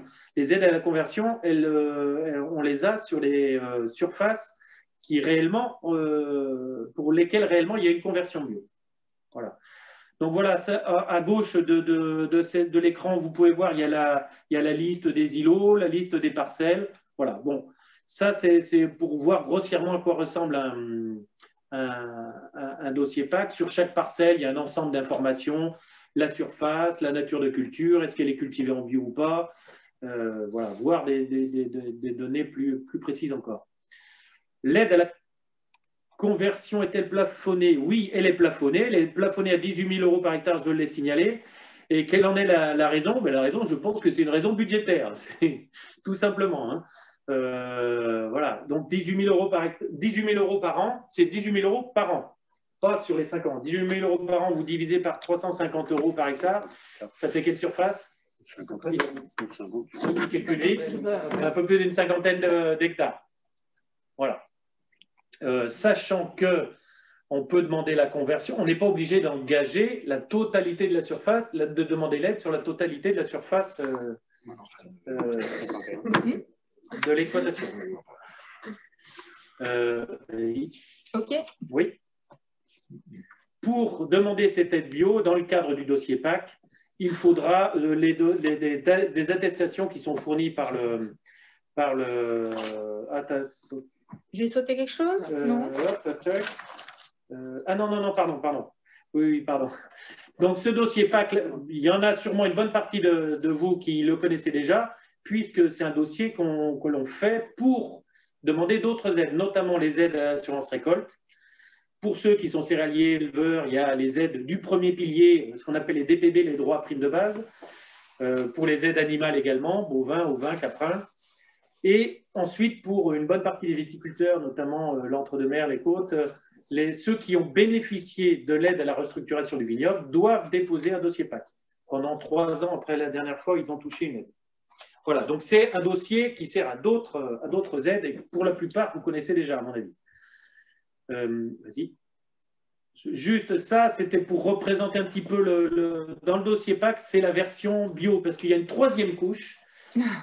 Voilà, une 3e couche, je vous ai parlé de l'îlot, je vous ai parlé de la parcelle, il y a une 3e couche qui est les aides bio, parce qu'on n'est pas, c'est parce qu'on est on n'est pas obligé de demander l'aide sur toute la surface.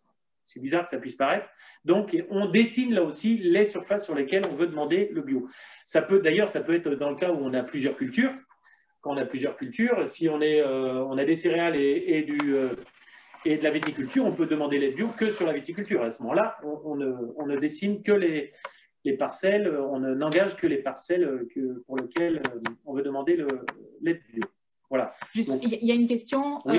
Peut-être justement par rapport à ça. Sophie qui nous dit « Je pensais que pour être bio, il fallait avoir toute l'exploitation en bio, notamment quand on a 2 appellations. » Comment ça se passe quand on a 2 appellations de rouge, par exemple? Alors, il y a 2 choses, parce que soit on parle de la mixité, de la mixité, là tu en as parlé un petit peu tout à l'heure, et soit on parle de l'aide, de la demande d'aide. L'aide, on n'est pas obligé de la demander sur tout. Donc ça, à la rigueur, on fait un peu ce qu'on veut. Et la mixité, c'est un autre point. On a la possibilité de s'engager en bio sur... Monsieur Fabretto nous en a parlé tout à l'heure. Aujourd'hui encore sur 5 ans, en 5 ans, il faut que tout soit engagé en conversion. En 5 ans, il faut que tout soit engagé. Avec une évolution possible ou fortement probable l'année prochaine, où en 5 ans, tout devrait être en bio. Devrait être certifié. Donc, c'est la différence entre engagé et certifié. Donc, ça signifie qu'il peut y avoir une mixité, déjà premièrement. Mais ça, c'est dans la dynamique de l'engagement. Après, il peut y avoir une mixité, me semble-t-il aussi, quand il y a plusieurs productions. J'en ai parlé, si par exemple vous avez des productions viticulture et céréales, vous pouvez avoir une partie en bio et une partie en non bio. Et me semble-t-il aussi, voilà, quand on a des productions différentes, ne serait-ce que blanc et rouge. Voilà. Si étrange que cela puisse paraître, à mon avis,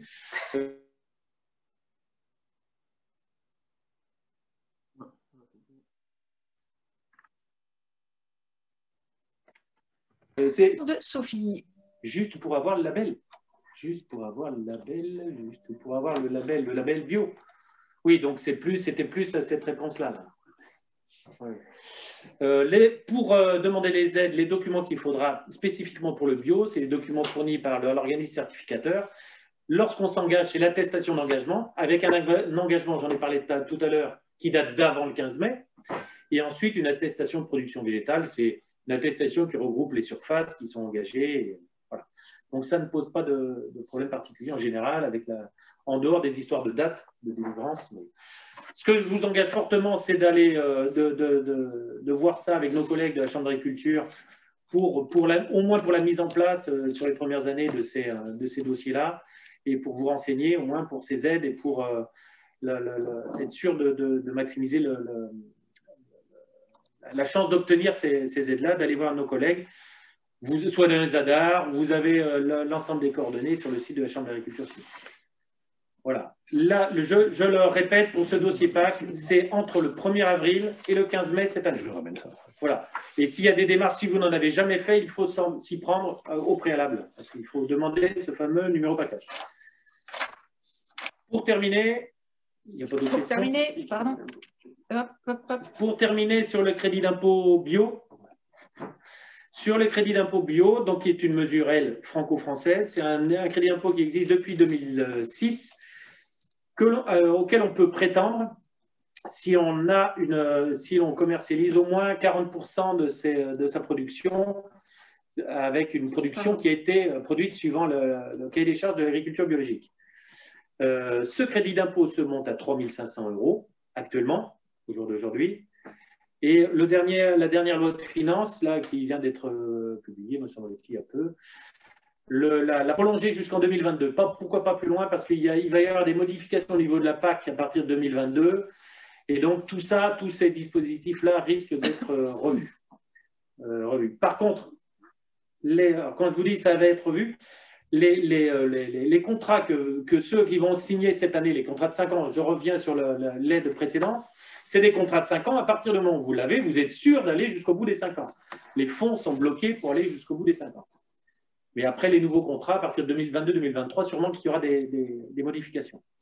Attention par rapport à ce crédit d'impôt, le cumul des aides, soutien à l'agriculture biologique et le crédit d'impôt ne peuvent excéder 4 000 €. Ce qui fait que pour les petites structures, voire toutes petites structures, la plupart du temps, il est plus intéressant de simplement demander le crédit d'impôt bio. Voilà. Pour aller vite, je suis allé très vite. C'était parfait. Est-ce qu'il y a d'autres questions? Non, a priori. Merci Ça a l'air d'être beaucoup, François. Est-ce que pas de questions à ce sujet? Sophie, là, qui avait donc toutes ces questions au sujet pour de la la mixité, certification, c'était bon? C'était pour la certification. Ok. Ok, ok. Bon, alors maintenant, on y vient à notre dispositif des grappes bio. C'est maintenant que vous vous demandez comment tout ça va fonctionner. Vous vous êtes inscrit, quelle est la suite et qu'est-ce qu'on fait à partir de demain. Et donc là, je laisse la parole à Gauthier qui va vous raconter tout ça et vous expliquer tout ça.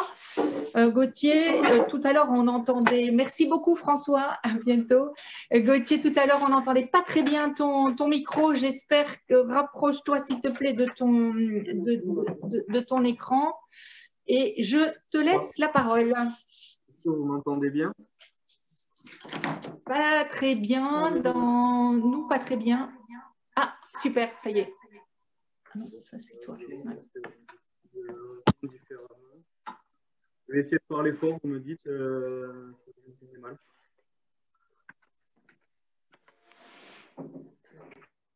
C'est bon?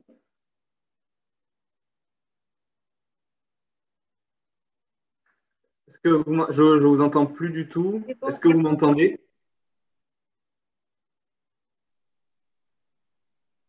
Ok. Bon, du coup, nos grappes bio donc, vont s'appuyer sur trois piliers. Donc, tout d'abord, donc des outils donc variés. On va mettre à disposition des outils variés donc pour informer, échanger et sécuriser. Donc, informer, pourquoi? Parce que du coup, le passage en bio ne se fait pas au doigt mouillé. Hein, vous avez bien pu le constater durant ces deux témoignages. Et sans compter qu'une fois la conversion engagée, vous êtes nombreux à vouloir explorer un peu toutes les facettes de l'agroécologie qui a bien sûr toute sa place au sein de l'agriculture biologique. Le deuxième pilier, donc, c'est l'échange. Pourquoi l'échange? Parce que avec le recul que l'on a aussi au sein de la Chambre d'agriculture et tous les groupes que nous pouvons animer, comme les groupes défis, les réseaux 30 000 et les GI2E, il en ressort toujours donc que l'échange entre pairs, hein, entre vous, est le moteur donc, qui fait avancer la conversion. Et ensuite, sécuriser. Donc évidemment, hein, parce que notre souhait premier, c'est que nous voulons et solide, donc construite avec de bonnes bases. Donc, les outils que nous allons mettre à disposition pour pouvoir justement conforter ces trois piliers donc, sont des réunions bout de parcelle. Ce sera des réunions courtes, mais régulières, donc environ 1h30 toutes les 3 semaines. Donc, ce sera l'occasion d'échanger sur vos pratiques et vos questions afin d'aborder un sujet technique différent à chaque réunion. Et voilà. Donc, ça, ce sera en saison végétative. Et en dehors de la saison végétative, donc, nous organiserons des réunions un peu plus longues. Hein, forcément, tout le monde aura plus de temps aussi à consacrer et pour pouvoir aborder des sujets qui vous intéressent de manière un peu plus approfondie. Donc, ces réunions-là se feront sous forme de webinaires ou des réunions en présentiel. Hein, nous verrons suivant l'état des choses. Le cas échéant, nous pourrons aussi organiser donc, des formations d'1 ou 2 jours si certains sujets émergent au sein des grappes et se retrouvent aussi prépondérants dans les discussions. En plus, nous allons mettre donc, un outil pédagogique donc, qui s'appelle Moodle pour ceux qui connaissent et pour ceux qui ne connaissent pas. Donc, Moodle, c'est une plateforme en ligne qui permet donc de stocker et partager de la documentation. Et en plus, à cela, nous allons lier un forum qui nous permettra de rester en contact et échanger sur la documentation qui sera mise à disposition sur Moodle. Donc, les grappes, vous l'avez bien compris, ce sont donc des petits groupes de viticulteurs répartis sur l'ensemble du territoire. Et comme je vous l'ai dit, hein, donc, nous, ce que nous souhaitons, c'est nous rencontrer régulièrement, mais sur des temps assez courts. Quand on sait qu'en saison, bon, ben voilà, le temps peut être précieux. Et voilà. Et donc les grappes, voilà, comme je vous le dis, il faut que vous puissiez les rejoindre facilement. Et ensuite, donc, nous nous appuierons aussi sur des parrains, hein, comme un peu aujourd'hui, qui seront là pour témoigner de leur expérience, vous encourager si nécessaire, ou transmettre leur savoir, leurs réussites et leurs échecs. Et c'est bien sûr ce qui fait avancer. Du coup, alors qui êtes-vous et où êtes-vous? Donc, on va le voir de suite sur cette carte-là, hein. Donc, on est très heureux de l'engouement que cela a pu prendre autour du projet, hein, car vous avez été près de 130 à nous répondre aujourd'hui et à s'inscrire donc pour la participation à ce dispositif. Une chose, n'hésitez pas à en parler autour de vous, hein, parce que les grappes, vous pouvez les rejoindre tout au long de l'année, hein. On est sur une période de lancement, donc vous pouvez rejoindre les grappes à tout moment. Donc, comme vous le voyez sur cette carte, vous êtes donc répartis sur l'ensemble de la Gironde, hein. On voit la pointe du nord du Médoc au sud de Langon, en passant par Pineuil, en remontant sur tout le Libournais jusqu'au nord du Bourget-Blayais.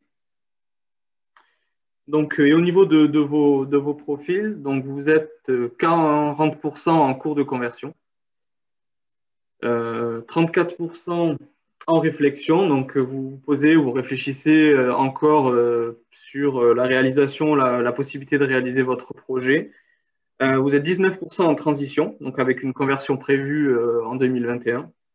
Et ensuite, une catégorie autre, donc qui peut être des personnes déjà certifiées ou simplement des techniciens de CAFCOP. Voilà. Donc, à partir de cette répartition sur le territoire, nous avons imaginé les grappes. Donc, voici une première projection donc, des grappes et ce que ça peut donner sur l'ensemble du territoire. Donc, on a constitué 10 grappes qui sont réparties de la façon suivante. Donc, 2 sur le Médoc, une sur le nord, une sur le sud.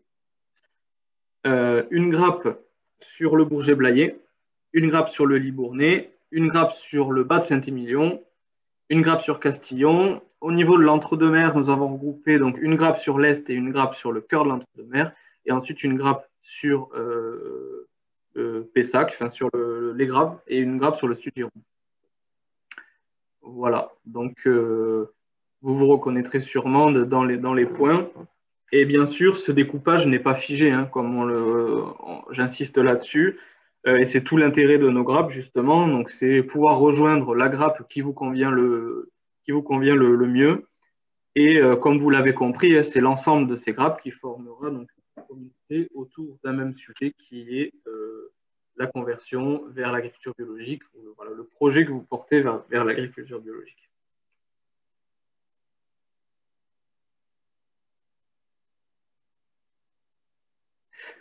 Du coup, on va passer à la diapo suivante. Donc là, nous avons rajouté sur cette carte les parrains, hein, vous voyez avec les petits symboles. Et donc, les parrains qui seront aussi le lieu de rendez-vous, les lieux de rendez-vous. Donc, les parrains, pour définir ce qu'est un parrain, donc un parrain seront présents sur 2 à 3 réunions bout de parcelle maximum. Mais évidemment, s'ils souhaitent être présents à chaque rencontre, ils le peuvent, hein, ils sont les bienvenus. Et donc, les parrains nous mettent à disposition une parcelle pour réaliser nos réunions bout de parcelle. Et on les remercie, leur disponibilité. Et d'ailleurs, nous allons vous présenter donc, quelques portraits des parrains qui sont déjà connus à l'heure actuelle. Donc, Alain, vous l'avez vu tout à l'heure en direct. Donc, Guillaume Guérin, je vais les énumérer, Philippe Carretero, Yannick Sabaté, Victor Moreau, Antoine Artigue, Étienne Lavaux, donc pour ceux qui le connaissent avec sa casquette du coup de viticulteur, Pascal Salagnac et Bérangère Kélienne. Voilà, donc ça, ce sont nos premiers parrains pour cette année et le démarrage donc, de ce dispositif, les grappes bio. Voilà, donc du coup, maintenant, je vais laisser la parole à Elsa, donc, qui va vous parler plus précisément des grappes. Voilà. Et notamment les sujets qui y seront abordés. Alors, bonjour à tous. J'ai récupéré le micro. C'est bon, vous m'entendez? Oui. Gauthier, tu me fais un pouce, c'est bon? Super. Bon, donc du coup, le dispositif Grappes Bio, donc vous êtes préinscrit préalablement. Du coup, lors de cette préinscription, on vous avait demandé un petit peu les sujets qui vous intéressaient. Donc, de ce qu'il en ressort, voilà, vous avez la diapo qui vous illustre un peu tout ça. Pour les regrouper, il y a voilà, beaucoup d'interrogations sur les traitements phytosanitaires, sur la gestion du cavaillon, et on l'a bien entendu dans le témoignage que nous ont fait Alain et Philippe, mais également sécuriser la récolte en bio, la gestion du temps, mais aussi les engrais verts, la fertilisation. Et ce qui ressort vraiment fréquemment aussi, c'est de bien mettre en avant le partage d'expériences et l'échange des pratiques. Donc, c'est exactement la volonté, c'est de tisser des liens et de créer un maximum d'échanges, voilà, pour en sortir avec le plus d'éléments possibles et de réflexion. Donc, dans le dispositif, comme vous a dit Gauthier, vous aurez accès à une plateforme en ligne.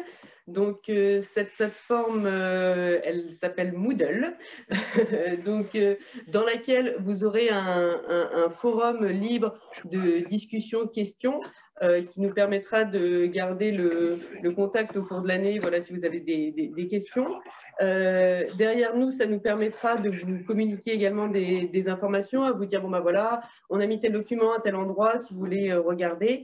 Et donc, sur cette plateforme, il y aura une docu-tech, donc, où en fait, on va essayer de vous mettre à disposition des documents, qu'ils soient avec des informations techniques ou réglementaires, qu'on aura pu aborder lors des bouts de parcelles pour voilà, vous éviter des temps de recherche sur Internet et vous faciliter l'accès à de la documentation et d'approfondir les sujets.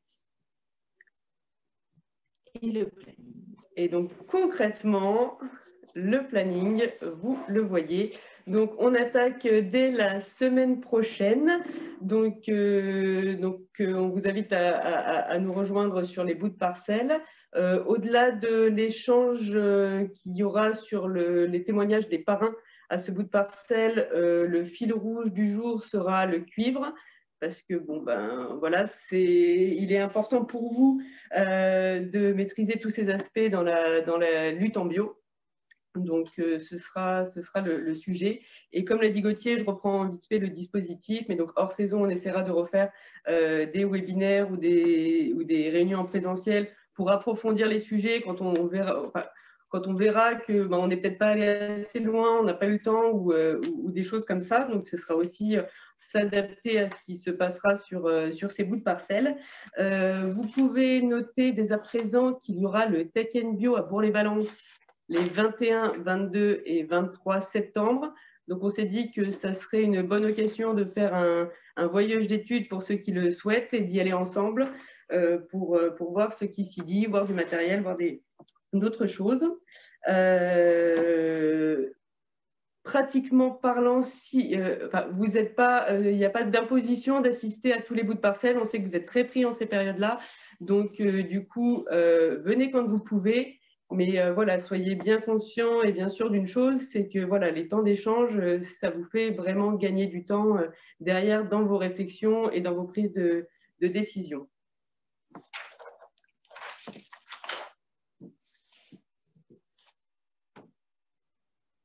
Et enfin, donc, ça marche? Ouais. Vous avez un temps de retard de la DIA, je pense. Oui, c'est pas immédiat. Du coup, au niveau de l'inscription, ce qu'on va faire, c'est qu'on va vous renvoyer un mail avec un bulletin d'adhésion. Ce qu'on vous demande de faire, c'est de nous le ramener sur les bouts de parcelles. Donc, si vous ne pouvez pas assister à celle de la semaine prochaine, ce n'est pas grave, vous pouvez l'amener quand vous viendrez. Enfin, on peut s'inscrire tout au long de l'année, même si voilà, vous avez des amis viticulteurs qui veulent intégrer les grappes en cours de route, il n'y a pas de souci. On aura toujours, nous, quelques bulletins d'adhésion avec nous. Il n'y a pas de problème. Et ça vous donnera, du coup, accès à la plateforme Moodle et au planning des réunions de parcelles pour nous suivre. Voilà. Et bien sûr, le planning, il sera envoyé aussi par mail. Et le planning vous sera envoyé par mail également. Ouais. Que vous puissiez voir ce qui est près de chez vous et où pouvoir nous rejoindre. Voilà. Je redonne la parole à Stéphanie. Et voilà, on a brossé rapidement le portrait des grappes bio et de ce nouveau dispositif. Comme on vous l'a déjà dit tout à l'heure, ce portrait, il n'est pas figé. Les grappes seront ce que vous en ferez aussi. Nous, on souhaite vraiment que ce groupe formé par l'ensemble des grappes insuffle une vraie dynamique sur le territoire et que l'ensemble de ces grappes fasse une belle cuvée. Hein, c'est le slogan qu'on a trouvé tout à l'heure. N'hésitez pas à en parler autour de vous. Gauthier vous l'a dit, mais voilà, les inscriptions ne sont pas clôturées. On peut encore accueillir du monde. Il ne faut pas hésiter à faire venir des collègues, etc. Et des gens que vous connaissez, qui se posent des questions et qui ont envie de s'engager et qui ne savent pas trop par quel bout prendre les choses. Voilà. Et nous, maintenant, on a hâte de vous voir pour de vrai, en vrai sur le terrain. Et on vous donne donc rendez-vous dès la semaine prochaine. On peut, si vous le souhaitez, remettre voilà, le planning donc de la semaine prochaine, hein, du 23 au 26 mars. Il y en a 2 par jour, donc il y en aura 2 dans le Médoc, nord et sud le 25. Il y en aura 2, donc une sur le 23 mars, donc une sur le Blayet-Bourget au château Moulin de Rioux-Creux à Saint-Christoly-de-Blaye chez Guillaume Guérin. Et puis la deuxième dans l'après-midi sera au château La Guillaumette à Loupes chez Antoine Artigue. Pour le Libournais, ce sera le 25 mars à Cormeilles-Figeac et le 25 mars après-midi à Piney à Saint-Hippolyte pour Saint-Émilion-Bas.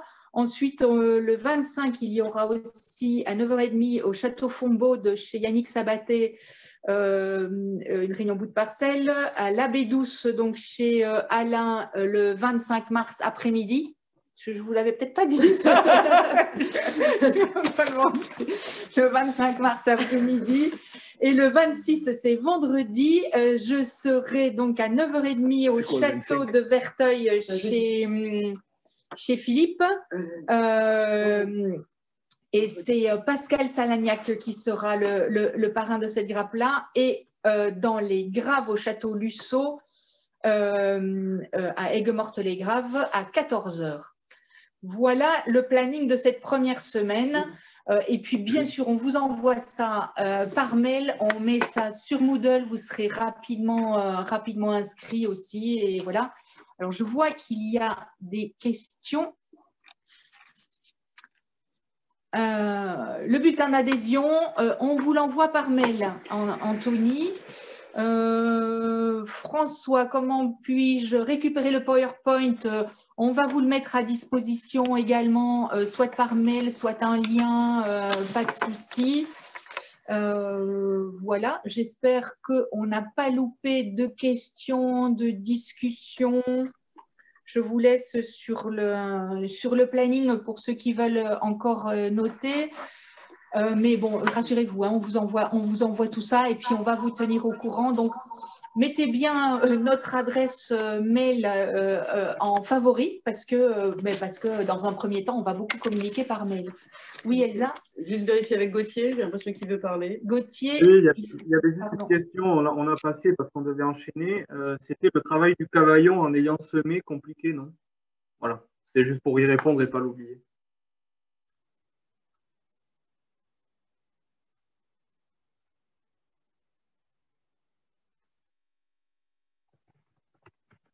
On vous entend pas. On vous entend pas, vous avez le micro coupé. Pardon. Nous, on a répondu à la question entre nous. Mais... Non, donc, travail du cavaillon, après avoir semé des engrais verts, chez Alain. Ou arbalète ou des cavaillonnaises. C'est ça, c'est pas très compliqué puisque en 3 mètres, finalement, il y a peu de contraintes à ce niveau-là. Là où c'est plus compliqué, effectivement, c'est sur les vignes étroites. Il y a une solution, c'est de ne pas travailler le cavaillon. Mais on en reparlera, n'est-ce pas?